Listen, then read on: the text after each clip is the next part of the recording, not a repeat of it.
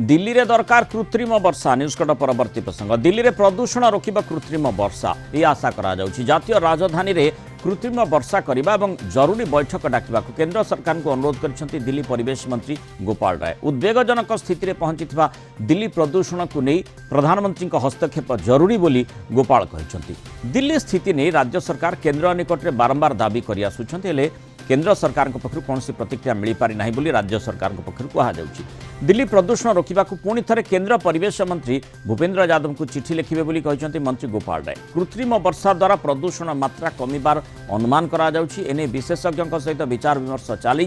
कृत्रिम वर्षा पई केंद्र सरकार को अनुमति को अपेक्षा बोली दिल्ली परिवेश मंत्री कहते। दिल्लीर अधिकांश अंचल में एयर क्वालिटी इंडेक्स 457 उपरे रहिबा परे सकाळ 8टारू दिल्ली एनसीआर रे ग्रेडेड रेस्पॉन्स एक्शन प्लान बा GRAP4 लागू होईछि। दशम द्वादश व्यतीत सबु श्रेणी क्लास को अनिर्दिष्ट काल पर्यंत बंद रखा जाइछि। ऑनलाइन रे क्लास होईछि।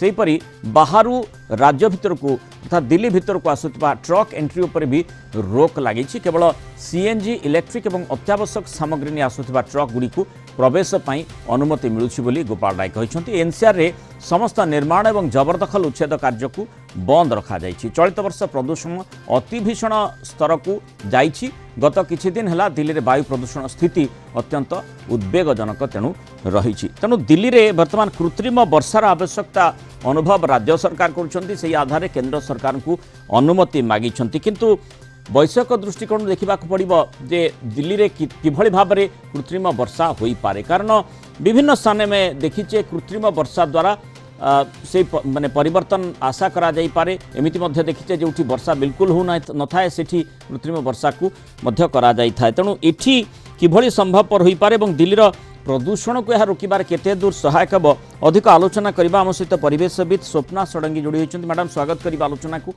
आपण आशा कौन करुछन्ति जे दिल्ली रे एभଳି वर्षा करबा द्वारा कृत्रिम उपाय रे प्रदूषण मात्रा टिके कमी जाई पारे?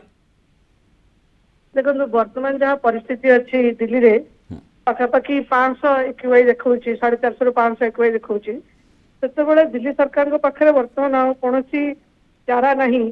कारण आखपाख अंचल स्टबल बर्निंग जो हो कि वेहिकुलर पॉल्यूशन जो हो वायु चलाचल गति बहुत कम थी जो हो यही परिस्थिति दिल्ली जो अच्छी से टेक्निकल सॉल्यूशन हिसाब से बर्तमान गोटे प्राकृतिक कृत्रिम वर्षा को देखुं जोटा किसी जगह विगत दिन मानक तार फलाफल भल मिली।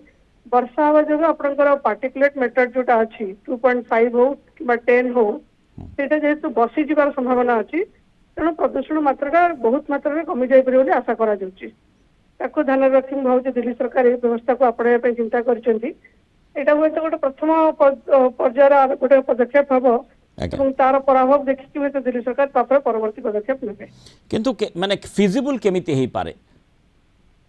बहुत जगह जोठी भी आगरू करा जाइछि जेमति आपण देखिबे दुबई रे कृत्रिम वर्षा करा जाइथिला तेथरे गोटे टेक्निकल सॉल्यूशंस तार अछि से माने क्लाउड बस्टिंग करिवे वायुमंडल से लुण भाया किसी जिनस पकेबे जहाँफल चारिपटे पानी दाना बांधा जहाँ भी वायुमंडल आर्द्रता थी जोगाड़ कर मेघ कर परवर्ती समय वर्षा कर पूरा दिल्ली सहर उपर पानी सिंचन कर व्यवस्था करवा संभव नुह।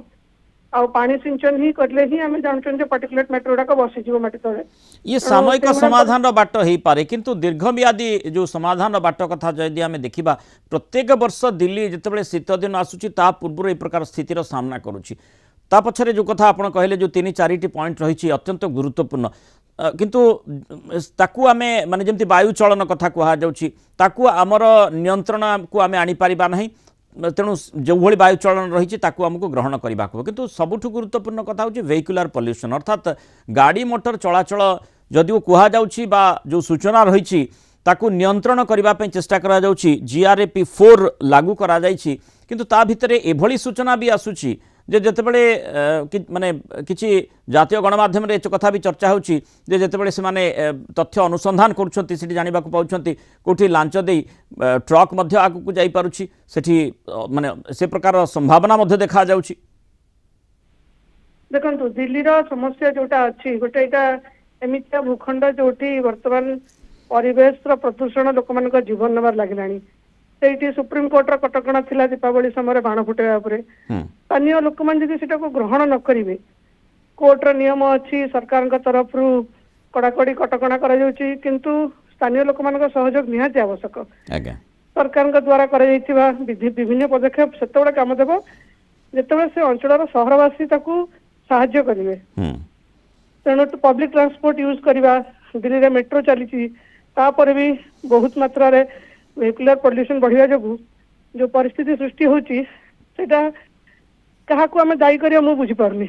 ଏତେ ସରକାରଙ୍କୁ ଦାୟୀ କରାଯାଇପାରେ। ମାନେ ଖାଲି ସରକାରଙ୍କୁ ଦାୟୀ କଲେ ହେବ ନାହିଁ। ଯେଉଁ କଥା ଆପଣ କହିଲେ, ନିଶ୍ଚୟ ଯେତେବେଳେ ବାଣ ଲୋକେ ଫୁଟାଉଛନ୍ତି ତା ଦ୍ୱାରା ପ୍ରଦୂଷଣ ହେଉଛି, ସୁପ୍ରିମକୋର୍ଟଙ୍କ ନିର୍ଦ୍ଦେଶ ସତ୍ତ୍ୱେ ଲୋକେ ମାନୁନାହାନ୍ତି, ସିଏ ଗୋଟିଏ ଦିଗ ରହିଛି। ବର୍ତ୍ତମାନ ଯେତେବେଳେ ହଇରାଣ ହେବେ, ଲୋକେ ମଧ୍ୟ ହଇରାଣ ହେଉଛନ୍ତି, ଯେଉଁଭଳି ଅପ୍ରୀତିକର ସ୍ଥିତି ଉତ୍ପନ୍ନ ହେଉଛି, ତାର ମୁକାବିଲା ଦୀର୍ଘମିଆଦୀ ସୂତ୍ରରେ ଯେଉଁ ମୁକାବିଲା କଥା କୁହାଯାଉଛି, ଯେଉଁ କାରକ ଗୁଡ଼ିକ ଆମ ନିୟନ୍ତ୍ରଣରେ ଆମ କଣ୍ଟ୍ରୋଲରେ ରହିଛି, ତାକୁ ଆମକୁ ନିଶ୍ଚୟ ଧ୍ୟାନ ଦେବାକୁ ହେବ। ସେଠି ଆମର ଯଥେଷ୍ଟ ଭୂମିକା ରହିଛି। ଦିଲ୍ଲୀବାସୀ ସେ କଥା ନିହାତି ବୁଝିବା ଦରକାର। ବହୁତ ଧନ୍ୟବାଦ ମ୍ୟାଡାମ୍ ସ୍ୱପ୍ନା ଷଡ଼ଙ୍ଗୀ ଆଲୋଚନାରେ ରହିଥିବା ମତାମତ ରଖିଥିବା।